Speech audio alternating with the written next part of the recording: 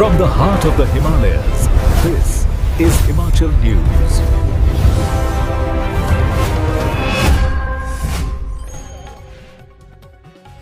नमस्कार दोस्तों, आप देख रहे हैं बोलता हिमाचल। मैं हूं अर्नब और लेकर आया हूं देवभूमि हिमाचल से आज की बड़ी और महत्वपूर्ण खबरें। दोस्तों, रोजाना खबरों के लिए चैनल को सब्सक्राइब करें, वीडियो को लाइक जरूर करें और कमेंट बॉक्स में जय हिंद जरूर लिखें। चलिए शुरू करते हैं आज का हिमाचल न्यूज बुलेटिन। हिमाचल में धमकी देना पड़ेगा भारी। धारा 351 के तहत अपराध अब गैर जमानती। सरकार ने राज्य में कानून व्यवस्था को और सुदृढ़ करने की दिशा में एक बड़ा कदम उठाया है। सरकार ने नए कानून भारतीय न्याय संहिता 2023 की धारा 351, जो पहले भारतीय दंड संहिता यानी आईपीसी की धारा 506 थी, के तहत आने वाले अपराधों को अब पूरे प्रदेश में संज्ञेय और गैर जमानती घोषित कर दिया है। गृह विभाग अनुभाग सी द्वारा इस संबंध में अधिसूचना जारी की गई है। यह निर्णय दंड विधि संशोधन अधिनियम 1932 की धारा 10 की उपधारा 1 और 2 के तहत मिली शक्तियों का प्रयोग करते हुए लिया गया है। अपराध के संज्ञेय होने का अर्थ है कि पुलिस अब इस धारा के तहत आरोपी को बिना वारंट के गिरफ्तार कर सकेगी। गैर जमानती श्रेणी में आने के कारण अब इस अपराध के आरोपियों को थाने से जमानत नहीं मिलेगी, उन्हें कोर्ट की प्रक्रियाओं से गुजरना होगा।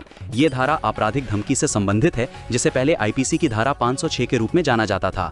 अतिरिक्त मुख्य सचिव गृह कमलेश कुमार पंत के आदेश से जारी इस अधिसूचना की प्रतियां भारत सरकार के गृह सचिव, हिमाचल प्रदेश के पुलिस महानिदेशक, जेल महानिदेशक और सभी संबंधित विभागों को आवश्यक कार्रवाई हेतु भेज दी गई हैं। ये आदेश तत्काल प्रभाव से हिमाचल प्रदेश की क्षेत्रीय सीमाओं के भीतर लागू माना जाएगा।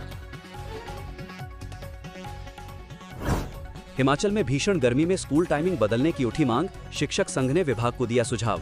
हिमाचल प्रदेश में बढ़ती गर्मी के बीच अब स्कूलों की समय सारणी बदलने की मांग जोर पकड़ने लगी है। हिमाचल प्रदेश स्कूल लेक्चरर संघ ने सरकार से अपील की है कि छात्रों के स्वास्थ्य को ध्यान में रखते हुए तत्काल प्रभाव से स्कूल टाइमिंग में बदलाव किया जाए। संघ के प्रांतीय मुख्य मीडिया सचिव राजन शर्मा ने बताया कि वर्तमान में स्कूल प्रातः 9 बजे शुरू होते हैं, लेकिन इस समय तक तेज धूप और गर्मी का असर शुरू हो जाता है। इसके बाद दिन भर तापमान लगातार बढ़ता रहता है, जिससे छात्रों और शिक्षकों को भारी परेशानी का सामना करना पड़ रहा है। उन्होंने विशेष रूप से ऊना, कांगड़ा, बद्दी, नालागढ़ सहित निचले क्षेत्रों का जिक्र करते हुए कहा कि यहाँ गर्मी का प्रकोप ज्यादा है, इसलिए इन क्षेत्रों में समय सारणी में बदलाव बेहद जरूरी हो गया है। संघ ने सुझाव दिया है कि स्कूलों का समय सुबह जल्दी किया जाए ताकि भीषण गर्मी से राहत मिल सके। सरकार और प्रशासन से आग्रह किया है कि इस मुद्दे पर शीघ्र निर्णय लेते हुए आवश्यक कदम उठाए जाएं ताकि विद्यार्थियों की पढ़ाई प्रभावित न हो और उनका स्वास्थ्य भी सुरक्षित रह सके। प्रदेश के निचले इलाकों में तापमान लगातार बढ़ रहा है, जिससे आम जनजीवन के साथ साथ स्कूली व्यवस्था भी प्रभावित हो रही है। अभिभावकों ने भी इस मांग का समर्थन करते हुए बच्चों की सुरक्षा को प्राथमिकता देने की बात कही है। हिमाचल के क्लास 4 कर्मचारियों को सरकार ने दी बड़ी राहत। मुख्यमंत्री सुखविंदर सिंह सुक्खू के निर्देशों के बाद हिमाचल प्रदेश सरकार ने 2016 के बाद सेवानिवृत्त चतुर्थ श्रेणी क्लास 4 कर्मचारियों को बड़ी राहत दी है। वित्त विभाग ने आदेश जारी किए हैं कि 1 जनवरी 2016 से 31 जनवरी 2022 के बीच सेवानिवृत्त या सेवा के दौरान दिवंगत हुए कर्मचारियों के ग्रेच्युटी और अवकाश नकदीकरण लीव इन कैशमेंट के शेष 30% बकाया का भुगतान तत्काल किया जाएगा। इस भुगतान के बाद इन कर्मचारियों के सभी लंबित बकाया पूरी तरह समाप्त हो जाएंगे। इस बारे में ऑर्डर जारी हो गए हैं। सीएम सुक्खू बोले, प्राकृतिक खेती को राज्य का भविष्य बनाने में विश्वविद्यालय की महत्वपूर्ण भूमिका। मुख्यमंत्री सुखविंदर सिंह सुक्खू ने रविवार को शिमला से वर्चुअल माध्यम से डॉक्टर वाईएस परमार औद्यानिकी एवं वानिकी विश्वविद्यालय के लिए 34.31 करोड़ रुपए की विकासात्मक परियोजनाओं के उद्घाटन एवं शिलान्यास किए। उन्होंने औद्यानिकी एवं वानिकी महाविद्यालय नेरी हमीरपुर में 3.63 करोड़ रुपए की लागत से निर्मित 107 विद्यार्थियों की क्षमता के छात्रावास का उद्घाटन किया। उन्होंने लाहौल एवं स्पीति के ताबो स्थित 1.48 करोड़ रुपए की लागत से निर्मित कृषि विज्ञान केंद्र के प्रशासनिक भवन का भी उद्घाटन किया। गणित शिक्षकों का कंप्यूटर बेस्ड स्क्रीनिंग टेस्ट 493 ने किया पास, सत्यापन प्रक्रिया 14 मई को। हिमाचल प्रदेश राज्य चयन आयोग ने गणित के शिक्षकों के 312 पदों पोस्ट कोड 26,003 को फिक्स मानदेय के आधार पर भरने के लिए 26 मार्च को आयोजित computer based screening test CBT का परिणाम घोषित कर दिया है। इसमें 493 अभ्यर्थियों ने परीक्षा पास कर ली है। परीक्षा का परिणाम आयोग की वेबसाइट HPRCA HPGOV इन पर उपलब्ध करवा दिया गया है।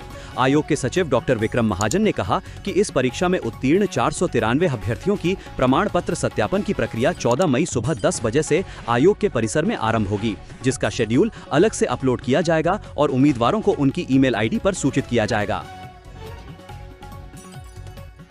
फर्जी डिग्री घोटाले में ईडी की बड़ी कार्रवाई, मुख्य आरोपी मनदीप राणा की संपत्तियां कुर्क। प्रवर्तन निदेशालय ईडी के शिमला उप क्षेत्रीय कार्यालय को मानव भारती विश्वविद्यालय फर्जी डिग्री घोटाले में एक बड़ी सफलता मिली है। शिमला स्थित पीएमएलए विशेष अदालत ने मामले के मुख्य आरोपियों में से एक मनदीप राणा की 2 अचल संपत्तियों को कुर्क करने का आदेश जारी किया है। मनदीप राणा को इसी वर्ष 3 जनवरी को भगोड़ा आर्थिक अपराधी FEO घोषित किया जा चुका है। ये कार्रवाई सोलन स्थित मानव भारती विश्वविद्यालय द्वारा बेची गई फर्जी डिग्रियों से जुड़े मनी लॉन्ड्रिंग मामले में की गई है। हिमाचल म्युनिसिपल इलेक्शंस, टिकट बंटवारे से बगावत का डर, भाजपा कांग्रेस दोनों के लिए बना चुनौती। प्रदेश में नगर निकाय चुनावों की रणभेरी बजते ही सियासी पारा अपने चरम पर पहुंच गया है। इसे आगामी विधानसभा चुनाव का सेमीफाइनल माना जा रहा है, जिसने भाजपा और कांग्रेस दोनों के लिए इसे प्रतिष्ठा की लड़ाई बना दिया है।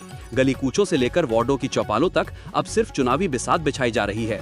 दोनों ही प्रमुख दलों ने न केवल अपने संगठन को एक्टिव मोड में डाल दिया है, बल्कि इस बार जिताऊ चेहरे की तलाश में पूरी शक्ति झोंक दी है। राजनीतिक गलियारों में ये स्पष्ट चर्चा है कि इस बार की जीत केवल लोकप्रियता के भरोसे नहीं, बल्कि बूथ स्तर की अभेद्य रणनीति और कार्यकर्ताओं के सटीक तालमेल से हासिल होगी। चुनाव में सबसे बड़ी अग्नि परीक्षा टिकटों के बंटवारे को लेकर हो रही है। कई वार्डों में दावेदारों की फहरिस्त इतनी लंबी है कि नेतृत्व के लिए किसी एक नाम पर मोहर लगाना कांटों भरी राह साबित हो रहा है। राजनीतिक विश्लेषकों का मानना है कि इन निकाय चुनावों के नतीजे महज स्थानीय सरकारों का गठन नहीं करेंगे, बल्कि आगामी विधानसभा चुनावों के लिए मनोवैज्ञानिक बढ़त भी तय करेंगे। जीत से जहां कार्यकर्ताओं का मनोबल 7वें आसमान पर होगा, वहीं हार की स्थिति में पार्टी की रणनीति और नेतृत्व पर सवाल उठना लाजमी है। बगावत की आहट को भांपते हुए दोनों दलों ने इस बार टिकट घोषणा के साथ साथ डैमेज कंट्रोल प्लान भी तैयार रखा है। पार्टी आलाकमान लगातार बैठकें कर कार्यकर्ताओं को ये संदेश दे रहा है कि व्यक्ति से बड़ा संगठन है। रणनीति केवल उम्मीदवार चयन तक सीमित नहीं है। असली जोर बूथ जीतो चुनाव जीतो के मंत्र पर है। मतदान के दिन अधिक से अधिक मतदाताओं को घर से निकालकर बूथ तक लाने के लिए पन्ना प्रमुखों और जमीनी कार्यकर्ताओं को विशेष जिम्मेदारी सौंपी गई है। एकजुटता को ही जीत की कुंजी मानकर दोनों खेमे अपनी सांगठनिक मशीनरी को धार दे रहे हैं। राजनीतिक दलों को सबसे ज्यादा डर भीतर घात और अपनों की बगावत से है, क्योंकि अक्सर टिकट न मिलने पर असंतुष्ट नेता निर्दलीय मैदान में उतरकर या पर्दे के पीछे से अपनी ही पार्टी का खेल बिगाड़ देते हैं। इस बार भाजपा और कांग्रेस दोनों ही फूंक फूंक कर कदम रख रहे हैं। स्थानीय नेताओं की राय, सर्वे रिपोर्ट और जमीनी फीडबैक के आधार पर ही उम्मीदवारों का चयन किया जा रहा है, जिससे असंतोष की गुंजाइश को न्यूनतम किया जा सके। लाठी, थप्पड़ और घूसों की बरसात, पेट्रोल पंप पर युवक की बेरहमी से पिटाई। हिमाचल प्रदेश के ऊना जिला के औद्योगिक क्षेत्र बाथू बाथड़ी स्थित एक पेट्रोल पंप पर मानवता को शर्मसार करने वाली घटना सामने आई है। मामूली विवाद को लेकर एक युवक की बेरहमी से पिटाई कर दी गई। इस पूरी वारदात का वीडियो सोशल मीडिया पर वायरल होते ही इलाके में आक्रोश फैल गया है। उधर टाहलीवाल पुलिस ने मामले में 3 आरोपियों के खिलाफ शिकायत के आधार पर FIR दर्ज कर मामले की जांच शुरू कर दी। पुलिस से प्राप्त जानकारी के अनुसार टाहलीवाल के वार्ड 2 निवासी मोहम्मद यूसुफ ने शिकायत में बताया कि शनिवार रात बाइक में पेट्रोल भरवाने के लिए बाथड़ी स्थित एक पेट्रोल पंप पर रुका। उसने 50 रुपए का पेट्रोल डलवाया, लेकिन भुगतान करते समय उसका मोबाइल फोन बंद हो गया। युवक ने कर्मचारियों से फोन चार्ज करने की बात कही ताकि वो ऑनलाइन भुगतान कर सके, लेकिन इसी बात पर विवाद बढ़ गया। आरोप है कि पेट्रोल पंप के कर्मचारियों ने युवक को जबरन कमरे में ले जाकर डंडों और लोहे के प्लास से बेरहमी से पीटा। वायरल वीडियो में साफ देखा जा सकता है कि युवक पर लगातार लाठी, थप्पड़ और घूंसे बरसाए जा रहे हैं। पुलिस अधीक्षक ऊना सचिन हिरेमठ ने बताया कि मामले की जांच जारी है और वीडियो में दिख रहे आरोपियों को जल्द हिरासत में लेकर पूछताछ की जाएगी। हेलीकॉप्टर की मदद से 2 पैराग्लाइडरों का रेस्क्यू, तुरंत पहुंचाई गई मदद, दोनों को चल रहा इलाज। बैजनाथ उपमंडल के गुणधार क्षेत्र में एक पैराग्लाइडिंग दुर्घटना हुई, जिसकी सूचना मिलते ही त्वरित कार्रवाई करते हुए राहत एवं बचाव अभियान शुरू किया गया। दुर्गम पहाड़ी क्षेत्र में सड़क संपर्क न होने के कारण सरकार द्वारा तत्काल हेलीकॉप्टर सहायता का अनुरोध किया गया और अभिलंब कार्रवाई करते हुए दोनों पैराग्लाइडरों का सफल रेस्क्यू किया गया। ये जानकारी देते हुए उपायुक्त हेमराज बैरवा ने कहा कि राजस्थान निवासी पैराग्लाइडर पायलट अरुण सिंह दुर्घटना में गंभीर रूप से घायल हो गए थे, जबकि एक अन्य पैराग्लाइडर रंजन गुप्ता पेड़ पर फंस गए थे। दोनों को सुरक्षित निकालने के लिए वायुसेना के हेलीकॉप्टर की सहायता से विशेष बचाव अभियान चलाया गया। समन्वित प्रयासों से दोनों को सुरक्षित बाहर निकालकर उपचार के लिए विवेकानंद अस्पताल पालमपुर में भर्ती करवाया गया है, जहां उनका इलाज जारी है। उन्होंने बताया कि दुर्घटना स्थल अत्यंत दुर्गम और जोखिमपूर्ण क्षेत्र में स्थित था, जहां पैदल पहुंचने में कई घंटे लग सकते थे। ऐसे में हेलीकॉप्टर रेस्क्यू ही एकमात्र प्रभावी विकल्प था। पुलिस, स्थानीय बचाव दल तथा एयरफोर्स के समन्वय से ये अभियान सफलतापूर्वक संपन्न हुआ। पंचायत चुनाव, राज्य के जनजातीय क्षेत्रों में एक साथ चुनाव की तैयारी।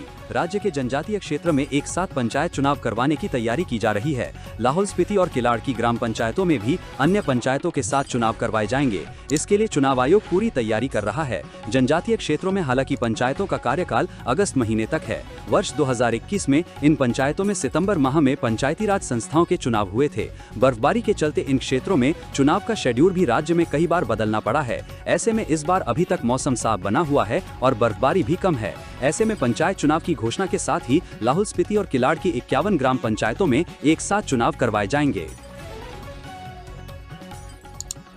हिमाचल के 5,400 करोड़ के प्रोजेक्ट्स पर दिल्ली में मंथन, मंत्री विक्रमादित्य सिंह ने केंद्र से मांगी बड़ी मदद। हिमाचल प्रदेश के लोक निर्माण एवं शहरी विकास मंत्री विक्रमादित्य सिंह ने नई दिल्ली में केंद्रीय आवासन और शहरी कार्य मंत्री मनोहर लाल खट्टर द्वारा आयोजित बैठक में भाग लिया। इस बैठक का मुख्य एजेंडा शहरी चुनौती कोष के अंतर्गत हिमाचल प्रदेश की विकास योजनाओं को गति देना था। बैठक के दौरान विक्रमादित्य सिंह ने जानकारी दी कि राज्य सरकार ने शहरी क्षेत्रों में अधोसंरचना को मजबूत करने के लिए लगभग 5,400 करोड़ रुपए की परियोजनाएं तैयार की हैं। उन्होंने आग्रह किया कि छोटे शहरी स्थानीय निकायों की सीमित राजस्व क्षमता को देखते हुए केंद्र सरकार को इन परियोजनाओं के लिए 1,350 करोड़ रुपए केंद्रीय हिस्सेदारी के रूप में जारी करने चाहिए। मंत्री ने हिमाचल की भौगोलिक चुनौतियों को रेखांकित करते हुए कहा कि प्रदेश का लगभग 90% क्षेत्र पहाड़ी और 67% वन क्षेत्र है, जिसके चलते विकास के लिए भूमि की कमी है। उन्होंने स्पष्ट किया कि कम व्यावसायिक लाभ के कारण निजी क्षेत्र की भागीदारी PPP भी यहां सीमित रहती है। इसे देखते हुए उन्होंने केंद्र से विशेष छूट की मांग की है, जिसमें जनसंख्या मानदंडों और फंडिंग पैटर्न में बदलाव शामिल है। उन्होंने परियोजना लागत का 50% हिस्सा बॉन्ड, बैंक ऋण या PPP से जुटाने की अनिवार्यता को कम करने और केंद्र से वायबिलिटी गैप फंडिंग या सहायता का अनुपात बढ़ाने का आग्रह किया।